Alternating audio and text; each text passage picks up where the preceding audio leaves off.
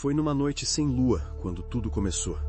Eu morava naquela cidade pequena, daquelas que só parece ficar quieta de dia.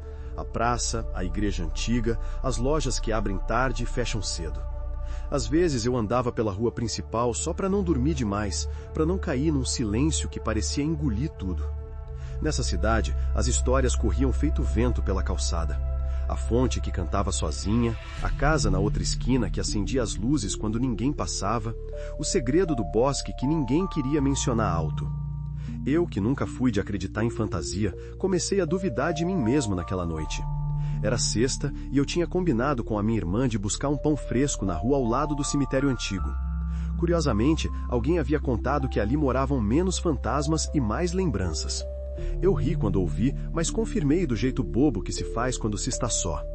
O vento trazia cheiro de chuva ainda por vir, o céu cinza carregava o peso de uma promessa, e o som de passos distantes parecia seguir atrás de mim, como se alguém estivesse me observando de longe. Não era medo, era aquela coisa mansa que fica na boca do estômago, como se a casa tivesse dentes e cada janela fosse um olho. Foi perto do cemitério que tudo começou a mudar de tom. O caminho ficou branco de neblina. Não era neblina comum. Era como se o mundo tivesse colocado uma tampa de vidro sobre a cidade. Do nada, a rua ficou deserta.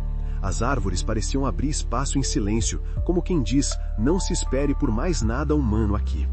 O cansaço sumiu e no lugar veio uma curiosidade que não era minha. A lua apareceu por um segundo, agonizante, e então sumiu atrás de nuvens. Foi aí que eu ouvi o som de uma risada baixa, que não vinha de ninguém que eu pudesse identificar, e senti cheiro de metal limpo, como se alguém tivesse passado o dedo numa panela recém-lavada. No fim da rua, uma casa que eu não lembrava de ter visto antes, ou que eu talvez tinha visto de longe, ficou acesa por um instante. Lanternas tremiam dentro da casa como olhos que piscam. Eu não entrei, claro, mas algo me chamou, não com palavras, mas como uma vontade muito forte de chegar perto e entender o que estava acontecendo.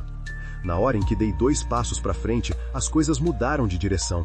O som sumiu, o vento calou e o mundo inteiro pareceu segurar a respiração. A figura surgiu então, pequena, com roupas que pareciam de outra época, quase como se fosse uma boneca mal encaixada na vida real. Olhou para mim sem medo, só com aquela curiosidade fria de quem sabe mais do que revela. Não tinha rosto, ou o rosto era uma máscara que não se decide a mostrar, e o rastro que deixou foi de uma brisa fria que parecia atravessar meus ossos. Não tenha medo, disse, sem falar, porque não houve voz, apenas uma certeza que guardavam nos olhos. E eu, que sempre fui de fazer perguntas, fiquei sem saber o que responder. A criatura se afastou alguns passos, apontou para o bosque que ficava atrás da casa e então desapareceu, como se tivesse afundado na própria sombra. Minha cabeça não obedecia, o coração batia como tambor de escola, mas eu segui, meio que por impulso, porque voltei a acreditar que aquilo não era coisa da minha cabeça. Foi quando as coisas começaram a ficar realmente estranhas. Voltei para casa pouco depois, jurando que não iria contar a ninguém. A casa parecia ter respirado junto comigo, o chão rangia de um jeito que não era normal, e o relógio na parede atrasou alguns minutos, como se alguém tivesse puxado o tempo pela manga. A cama me chamou com suavidade, e eu cedi, deitei e dormi, ainda com aquela sensação de ter sido visto por dentro. Quando acordei, a casa estava quieta demais, o silêncio parecia pesado, quase sólido. No quarto, sobre a mesinha de cabeceira, havia uma caixa de metal que eu não lembrava de ter visto ali antes. Ela tinha símbolos, desenhos simples que pareciam desenhados com uma caneta que não é de tinta, mas de luz. Dentro, uma foto antiga de mim mesmo, em uma época em que eu ainda usava o cabelo curto e o meu rosto não carregava as linhas de quem já viu demais. Naquela manhã, meu corpo acordou devagar, com uma sensação de que o tempo tinha ficado para trás. Meus ossos doíam como se eu tivesse corrido uma maratona sem perceber, e minha cabeça doía por um motivo que eu não sabia explicar. Ao me olhar no espelho, vi reflexos que não eram meus, há marcas que não reconhecia, como se alguém tivesse marcado minha pele apenas para lembrar que eu existo. Tentei entender o que aquela caixa significava, mas as respostas vinham como falas que ficam presas na garganta. E o mais estranho, as horas do relógio do serviço de correio, o horário das televisões, tudo parecia se repetir de forma sutil, como se a cidade estivesse presa num pequeno ciclo que ninguém percebe. Nos dias que seguiram, a cidade mudou de idioma. Pessoas que eu conhecia não olhavam mais nos meus olhos do mesmo jeito. Parecia que a conversa tinha perdido a última palavra de cada frase. A moça da padaria, a vizinha do 12, até o cobrador do ônibus, todos falavam menos, riam menos, e quando falavam, as palavras vinham cortadas, como se alguém tivesse arrancado uma sílaba bem no meio. Eu me afeiçoei a esse silêncio, porque nele parecia caber a explicação que eu buscava. A cidade não havia sumido, apenas mudara de forma, como se alguém tivesse trocado a máscara do mundo sem avisar. E então vieram as noites. O som voltava, não sempre, mas o suficiente para me deixar acordado com o pavor de que algo estivesse me observando de novo. Um zumbido, um sussurro curto, a risada de antes, os passos que pareciam vir de dentro das paredes.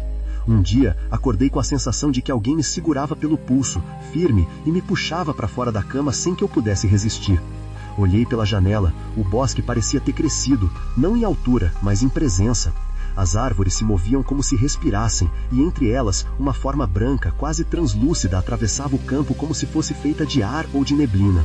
Eu não tinha certeza do que era, mas o corpo ficou sem função, paralisado, e eu fiquei imóvel, observando. A criatura que eu tinha visto na primeira noite voltou, não com a mesma desconcertante delicadeza, mas com a mesma curiosidade, agora de perto, e a sigo, sem que eu possa resistir por mais que eu tente. Foi então que aconteceu o que eu menos esperava. A cidade, ou o que ela havia se tornado, começou a me devolver memórias. Não memórias minhas de fato, mas memórias de alguém que eu não conheço, alguém que viveu ali antes de mim. Eu via cenas rápidas, uma casa diferente, uma rua sem as mesmas pessoas, a praça com cores que não eram as minhas. A cada dia que passava, eu entendia mais do que as caixas de símbolos queriam me dizer. Elas não eram objetos bonitinhos, eram mensagens, convites, uma correspondência entre mundos que não deveriam se cruzar. E eu dava com a cabeça, eu não tinha sido escolhido, eu era apenas o guardião de uma passagem que não devia ser aberta. Eu não sou herói nem detetive, sou alguém que se pegou no meio de uma coisa que não cabe na vida que levamos quando dormimos à noite. Na última semana, a cidade pareceu respirar comigo, alinhando a respiração para que eu pudesse ouvir o que já era sussurrado há muito tempo lá fora. As pessoas que sumiram, elas reapareciam, mas mudadas, com olhares que não reconheciam os próprios nomes. E eu, que sempre fui o tipo de pessoa que conta a vantagem do seu dia, fiquei sem graça de tanto medo. O que eu fiz? Não sei dizer. Talvez tenha dito a verdade a quem não precisava ouvir. Talvez tenha decidido ficar, não por coragem, mas por cansaço. Se existia uma porta, eu não fui o primeiro a encontrar. Se existia uma escolha, eu já estava tremendo de tanto pensar nela. Um dia, entendi que a caixa não era apenas uma lembrança, mas uma passagem. A figura pequena que me olhava de novo não era de maldade, parecia apenas curiosa, como quem olha para uma criança que aprende a andar. Ela tocou a minha mão com a ponta fria de uma mão que não era humana, e então mostrei a ela o meu medo, que não era de morrer, e sim de nunca mais conseguir ver as cores do mundo com o mesmo tom. A coisa me levou até o que parecia ser uma fronteira entre a cidade e o bosque. Lá, o ar era diferente, mais pesado, como se o céu tivesse uma camada de vidro que colocasse uma distância entre tudo e todos. A criatura fez um gesto para que olhasse para o chão. Debaixo de uma raiz antiga, encontrei uma gravação no solo, um mapa curioso que parecia indicar não apenas caminhos, mas tempos. Eu reconheci o traço, era o meu próprio nome, escrito em uma grafia que não era minha, e ao lado, datas que ainda não chegam para mim, mas que já estavam lá, esperando por quem sou eu hoje. Voltei para casa com o mapa ainda quente na cabeça e com a certeza de que meu dia não seria como os dias de antes. Falar sobre isso me obrigaria a aceitar que a cidade não é apenas uma cidade, que ela guarda portas que abrem para lugares onde o tempo é líquido, que os sussurros podem ser vozes de quem já foi embora ou de quem ainda está por vir. E por fim, decidi que não iria esconder mais. Não para parecer corajoso, nem para fingir que tudo está sob controle.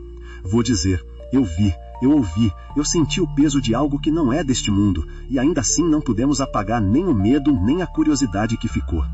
Hoje eu continuo ali, na beirinha do bosque, entre a cidade que parece respirar quando o vento passa e a cidade que fica muda quando o silêncio desce.